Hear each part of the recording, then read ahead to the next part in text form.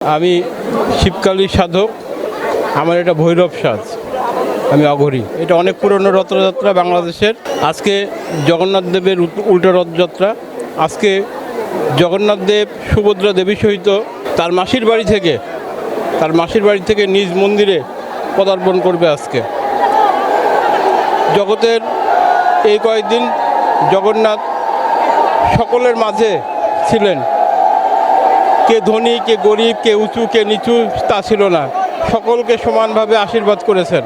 এখন নিজ গৃহ মন্দিরে চলে যাবেন। আচ্ছা, এই রথযাত্রাকে কেন্দ্র করে আপনাদের এই ধর্ম উৎসবটা কতটুকু আনন্দের সাথে করতে পারছেন, কিংবা কতটুকু আইন শৃঙ্খলা বাহিনী দেখছেন? আইন শৃঙ্খলা বাহিনীর যে আয়োজন খুব ভালো। আইন শৃঙ্খলা বাহিনী খুবই সহযোগিতা করছে। আইন শৃঙ্খলা বাহিনী খুবই সহযোগিতাপ্রবণ এবং আমাদের যে আয়োজনটা এটা শতভাগ সফল। আমরা জন্ম থেকেই দেখতেছি, এটা এশিয়া মহাদেশের মধ্যে দ্বিতীয় সর্বোচ্চ রথ।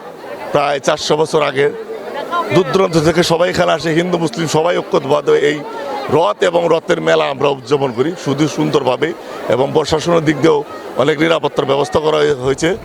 এবং এই রথ এই মেলায় প্রায় 23 দিন, কিন্তু 1 মাস ব্যাপী এই মেলা হয়। তুমি কি করতে এসেছো এখানে? এই যে রথদান দেখতে আসছি। রথদান দেখতে আসছো? এবার প্রথম এর আগে আসছো? এবার প্রথম এর আগে আসছো? আসছি। ওইসে অনেক দিন, কিন্তু আমাকে বাড়ি তো দূরত্ব, আমরা আসি বছর বছর রথের দিন। এবারে অনেক আগে না রয়েছি, 4 বছর হইল আমি আসি, তা অনেক আগের রথ। আগের দিকে এখন রথটা কি ভালো হইতেছে না?